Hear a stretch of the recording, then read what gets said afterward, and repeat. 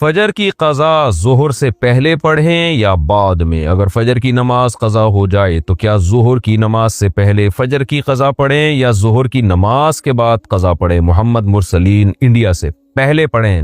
ایک تو فجر قضا کر دی، یہ گناہ، اوپر سے اتنی تاخیر کر رہے ہیں تو گناہ در گناہ ہوگا۔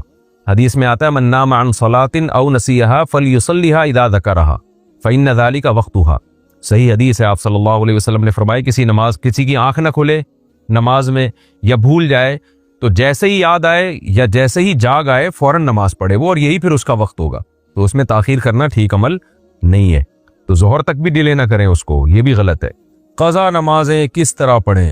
قضا نمازیں کس طرح پڑھنی چاہیے؟ کیا ان کی پانچوں نمازیں اکٹھے ایک وقت میں پڑھ سکتے ہیں؟ وحید اللہ خان کوہاٹ سے، جی ہاں، ایک وقت میں، ایک دن میں آپ پڑھ سکتے ہیں، ایک ٹائم پہ بھی پڑھ سکتے ہیں، 5 نہیں بلکہ وطر کی قضا بھی واجب ہے، تو وطر ملا کے 6 ہو جائیں گی، تو وہ قضا اکٹھی بھی پڑھ سکتے ہیں۔ اور نیت یہ کرنی ہے کہ میرے ذمے، جیسے فجر آپ پڑھ رہے ہیں تو نیت یہ کریں میرے ذمے فجر کی جتنی نمازیں لازم ہیں ان میں سے میں سب سے پہلی نماز پڑھ رہا ہوں، تو دوبارہ جب فجر پڑھیں گے تو بھی یہ نیت کریں گے کہ میرے ذمے فجر کی جتنی نمازیں ان میں سب سے پہلی، اس لیے کہ وہ جو پڑھ چکے ہیں وہ تو ذمے میں رہی نہیں ہے نا، تو اب جو ذمے میں رہ جائیں گی ان میں سب سے پہلی، تو اسی طرح پڑھتے چلے جائیں، وطر بھی اور ظہر بھی اور عصر بھی، اور اس میں سنت نہیں پڑھی جائے گی۔ سنتوں کی جگہ قضا نمازیں پڑھ سکتے ہیں، کیا عصر اور عشاء کی سنتیں غیر مؤکدہ نہ پڑھیں اور اس کی جگہ قضا نماز پڑھ لیں؟ کس طرح نفل بھی نہ پڑھیں تو کیا یہ صحیح ہے؟ محمد آصف صاحب انڈیا سے، جی ہاں صحیح ہے، یہ سنت مؤکدہ تو نہ چھوڑیں لیکن غیر مؤکدہ قضا عمری کی خاطر چھوڑ دیں۔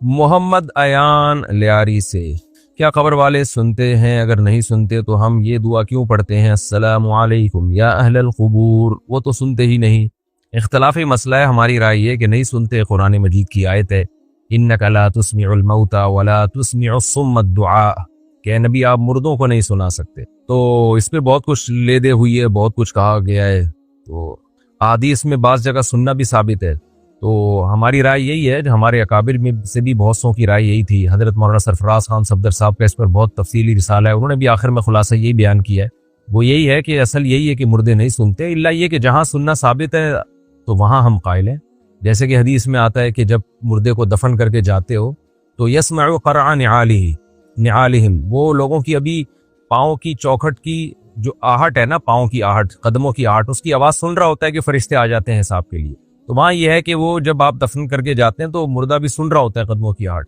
لیکن بعض علماء کی یہ رائے ہے کہ یہ حدیث جو ہے نا یہ علم سے کنایا ہے، یہ مردے کو پتہ ہوتا ہے کہ مجھے دفنا کے جا رہے ہیں، واللہ عالم، اس پیچیدہ بحث میں ہمیں پڑھنے کی زیادہ ضرورت نہیں ہے۔ بہرحال آپ نے پوچھا ہے تو میری اور ہمارے بہت سے اکابر کی رائے یہی تھی کہ قرآن کی اس آیت کی روشنی میں کہ مردے نہیں سنتے، الا یہ کہ جہاں سننا ثابت ہے، تو اللہ اپنی قدرت سے کسی کو کوئی بات سنا دے تو پھر اللہ پہ تو کوئی پابندی نہیں ہے، نہ کوئی چیز اللہ کی قدرت سے باہر ہے، لیکن علی الاطلاق یہ قول کہ جب بھی آپ جائیں گے قبر پہ مردے سنیں گے تو یہ قول ہماری رائے میں دلیل کے لحاظ سے کمزور ہے۔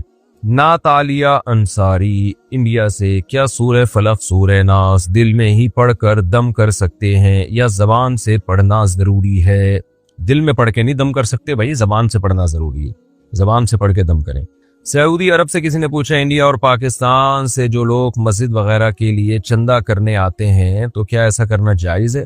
کیونکہ یہاں کی گورنمنٹ نے تو پابندی لگائی ہوئی ہے، وہ لوگ گورنمنٹ سے چھپ کر ایسا کر رہے ہوتے ہیں، جب گورنمنٹ نے پابندی لگائی ہے تو پھر ناجائز ہے، حکومت کے لاء کو فالو کرنا انتظامی چیزوں میں فرض ہے، ایسے پبلکلی چندہ کرنا۔ اور میں یہ بات بار بار بتا دوں کہ مسجدوں اور مدرسوں کے نام پہ نا فراڈی لوگ بہت گھوم رہے ہیں، جو چندہ کرتے ہیں ان کا نہ کوئی پیچھے مدرسہ ہوتا ہے نہ مسجد ہوتی ہے، اور بعض دفعہ مسجد اور مدرسہ ہوتا ہے لیکن وہ ہوتا ہی چندے کے لیے، تو اس لیے کہ ایسا نہیں ہو کہ کوئی بھی اٹھ کے مدرسے کے نام پہ پیسے مانگنا شروع کر دے، آپ دینا شروع کر دیں، یہاں بہت بیوقوف بنایا جاتا ہے۔ تو پہلے یہ دیکھیں ریلائبل مدرسہ ہے یا نہیں ہے، اس کی مینجمنٹ کون ہے، آڈٹ کا کوئی نظام بھی ہے یا نہیں ہے، چندہ کہاں آ رہا ہے، کدھر خرچ ہو رہا ہے، جب تک یہ پوری پراپر نالج نہ ہو اسی طرح اپنی رقمیں اٹھا کے دیتے رہنا، یہ ضائع کرنے والی بات ہے مال کو۔ تو یہ ایک باقاعدہ بہت سے لوگ جو ہے نا اس دھندا بنائے ہوئے ان چیزوں کو، تو علماء ایسا نہیں کرتے، لیکن علماء کے روپ میں لوگ ایسا کر رہے ہوتے ہیں، کسی کے چہرے پہ تھوڑی لکھا ہوتا ہے کہ یہ عالم ہے، مفتی ہے، فراڈی ہے، کیا ہے، تو لوگ علماء کا گیٹ اپ بنا لیتے ہیں۔ یہ جتنے روحانی عامل ہیں انہوں نے اپنے نام کے ساتھ مفتی لگانا شروع کر دیا، مفتی فلاں مفتی فلاں، تو پاکستان میں کوئی پابندی تو ہے نہیں, کوئی بھی مفتی کہہ دے. حالانکہ روحانی عامل تو شریف انسان ہو, یہ بڑی مشکل سے, یعنی بہت ہی کوئی ایسا ریئر کیس ہوگا تو ہو گیا ہے گا, ورنہ مفتی کہاں سے ہو گیا وہ. تو روحانی عاملوں پہ میں مزید زیادہ نہیں بولتا. تو اس لیے جو ہے نا, یہ جو بعض لوگ ایسا کرتے ہیں کہ چار دیواری کھڑی کی اور کچھ یتیم بچے لا کے رکھ دیے اور پھر نوٹ چھاپنے کی مشین بن جاتے ہیں. لوگ ان یتیموں کے چہرے دیکھ دیکھ کے پیسہ دے رہے ہوتے ہیں, وہ جو مدرسے کا محتمم ہوتا ہے وہ دبا کے پیسہ کما رہا ہوتا ہے, کوئی پوچھنے والا نہیں ہے اس سے. تو اس لیے باقاعدہ جب تک کوئی پراپر عالم نہ ہو یا علماء کے شاگرد نہ ہو جن پہ بڑے علماء کو اعتماد ہو, تو اس کے بغیر یہ کام نہ کریں آپ. یہ بہت خطرناک ہے. ہم نے اس میں اتنے فراڈی دیکھے ہیں کہ آپ کی سوچ جہاں ختم ہوتی ہے نا کہ یہاں تک فراڈ ہو سکتا ہے, وہاں سے فراڈ ان کا شروع ہوتا ہے. تو جو ریلائبل مدارس ہیں, جہاں سنجیدہ سیریس علماء ہیں, ان کا وزٹ کریں, ان کو جا کے دیکھیں, پھر ان کے ساتھ تعاون کریں. تو یا اگر کسی بھی چھوٹے مدرسے کے ساتھ تعاون کرنا ہے تو پہلے وزٹ کریں, پورا دیکھیں کہ بھائی آڈٹ کر, تم رسیدیں دکھاؤ ہمیں کیا ہو رہا ہے, یا کتنا کہاں سے آ رہا ہے, یا تم پہ کون اعتماد کرتا ہے بڑے علماء میں سے. تو میں آپ کو بتاؤں, میرے نام کو کتنے لوگوں نے غلط کیش کروایا ہے. میرا بھانجا ہے واسع, تو اس کی آواز میں جو ہے چندے مانگے لوگوں سے کہ میں مفتی صاحب کا بھانجا بات کر رہا ہوں. لوگوں نے پیسے دیے ہیں اس کو, حالانکہ میرے بھانجے کو پتہ بھی نہیں کہ کوئی اس کے نام پہ پیسے لے رہا ہے. کتنے لوگ ہیں میرے ساتھ آ کے دوستی لگائی, چند دن ساتھ گھومے, لوگ سمجھے یہ مفتی صاحب کے بہت ہی کلوز ہیں, اس کے بعد جا کے مالداروں سے تعلق قائم کر کے اپنے مدرسوں کے لیے چندے کرنا شروع کر دی, حالانکہ وہ مدرسے بھی نہیں تھے ان کے, ڈرامے بازی تھی. بڑے بڑے مسائل ہوتے ہیں بھائی اس میں, اس لیے آپ کسی پیسوں کے معاملے میں کوئی آپ کو بیوقوف نہ بنائے, اس لیے ہوشیار رہیں اس میں. اور سعودی عرب میں جب کوئی چندہ مانگنے آیا تو بیچار اس کا تو پتہ ہی نہیں چلتا یہ ہے کون, کہاں سے آیا یہ. یہاں سے ہول سیل کے حساب سے بھکاری جاتے ہیں سعودی عرب. میں نے ایسے بھکاری دیکھے ہیں سعودی عرب میں, چندہ کر کر کے نا پورے کنٹینر بک کیے انہوں نے جہازوں میں, ان کا مال شپ کے ذریعے کراچی آیا ہے. کام ان کا 5 روپے کا نہیں تھا دھیلے کا, کروڑپتی بن گئے وہ. تو ہوش کے ناخن لینا چاہیے. ایک صاحب نے مدرسہ بنایا بھی نہیں, سریا لا کے ڈال دیا, وہ بھی سیٹوں سے کہہ دیا تو سریا ہے نا, تو پھر کنسٹرکشن کا کام ہو رہا ہے, تو وہ ویڈیو بنا کے سعودیہ بھیجی, عربوں کو بھی الو بنایا اور بہت لوگوں کو الو بنا کے دبا کے نوٹ چھاپے اس نے. تو یہ کنسٹرکشن کا کام دکھا دیں گے, دیکھیں کنسٹرکشن ہو رہی ہے. تو مدارس کے ساتھ تعاون بھرپور طریقے سے کرنا چاہیے, لیکن مدرسہ ہو اور اس میں کرپشن نہ ہو, پورا سسٹم چل رہا اس کا. تو اس لیے جو ہے ادروائز نہیں کرنا چاہیے. چند مدارس کے میں نام بتا دیتا ہوں. دارالعلوم کرنگی ہے, بنوری ٹاؤن ہے, جامعہ فاروقیہ ہے, جامعۃ الرشید ہے, بنوریا ہے جو سائٹ میں. یہ کراچی کے مشہور مدارس ہیں جن پہ اعتماد کیا جا سکتا ہے. اور بھی ہیں, میں یہ نہیں کہہ رہا, لیکن یہ بڑے بڑے مشہور مدارس ہیں. تو لاہور میں جامعہ اشرفیہ ہے, اسی طرح پشاور میں کچھ بڑے مدارس ہیں. تو یہ قابل اعتماد ہیں, بڑے اکابر کی رہنمائی میں یہ مدارس چل رہے ہیں.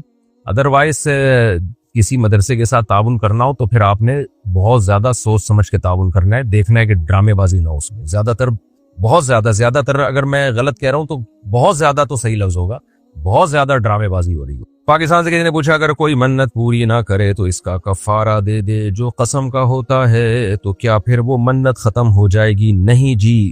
منت کی 2 قسمیں دیکھیں. ایک قسم تو یہ ہے کہ آپ نے منت مانی کیا کہ اگر اللہ نے میرے مریض کو شفا دے دی تو میں اتنے روزے رکھوں گا یا اتنے پیسے صدقہ کروں گا. اللہ نے میرا یہ کام کر دیا, فلاں جگہ میری شادی ہو گئی تو میں اتنے روزے رکھوں گا یا اتنے پیسے صدقہ کروں گا. میں ٹھیک ہو گیا, میرے ساتھ یہ بیماری چل رہی ہے, اگر میں ٹھیک ہو گیا تو میں یہ کام کروں گا. تو ایسے میں تو وہ منت ہی پوری کی جائے گی, قسم کا کفارہ نہیں ہے. لیکن اگر کسی نے منت کے ایسے الفاظ مانے کہ اگر میں نے فلاں کام کیا, یعنی ایسا کام جس سے آپ بچنا چاہتے ہیں, جیسے کوئی گناہ کی عادت پڑ گئی تو آدمی قسم اٹھا لیتا ہے اگر میں نے یہ گناہ کیا یا میں نے فلاں کام کیا تو میں جو ہے 1 مہینے کے روزے رکھوں گا یا میں 1 لاکھ روپے صدقہ کروں گا. تو جس کام سے بچنے کے لیے انسان قسم اٹھاتا ہے نا, قسم کو یعنی منت مانتا ہے, منت قسم نہیں منت, کہ یہ کام میں نے اگر کیا تو مجھ پر اتنے روزے لازم ہے, تو پھر اس کام کو اگر کر لیا تو پھر اس میں اس کے پاس آپشن ہوتا ہے, چاہے تو اتنے روزے رکھ لے, چاہے تو قسم کا کفارہ ادا کر لے. تو قسم کے کفارے کے طور پہ 3 روزے ہوتے ہیں پھر.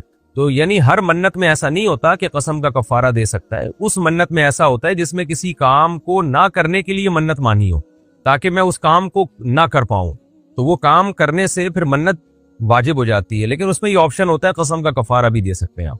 وجہ اس کی یہ کہ یہ حکم کے لحاظ سے جو ہے نا یہ یمین ہے, اور یعنی حکم کے لحاظ سے تو یہ یمین ہے, ہاں, اور الفاظ کے لحاظ سے یہ منت ہے. اس لیے اس میں دونوں آپشن ہیں. لیکن نارملی کسی نے منت مانی ہے کہ میرا یہ کام ہو گیا، اللہ نے یہ کام کر دیا تو میں روزے رکھوں گا، تو پھر وہ روزے ہی ہیں اور اس میں قسم کا کفارہ نہیں۔ انڈیا کے مجھے کیا ہندو کے گھر میں نماز پڑھ سکتے ہیں؟ جی پڑھ سکتے ہیں، کیوں نہیں پڑھ سکتے۔ راجستھان سے کسی نے پوچھا راجستھان انڈیا سے نیاز اور فاتحہ کیوں نہیں دلانا چاہیے، اس بارے میں بتا دیجئے، کیونکہ لوگ مجھ سے ہر بار یہی بولتے ہیں کہ تم لوگ نیاز کیوں نہیں دیتے۔ ان سے بولے یہ نیاز کا لفظ ہی نہیں ہے حدیث میں، اور یہ چلو لفظ بعض حدیثوں میں نہیں ہوتے، عمل تو ملتا ہے، تو عمل بھی نہیں ہے۔ بتاؤ کن صحابی نے کس وقت نیاز دلائی تھی، کیا کیا تھا؟ یہ نیاز دلانا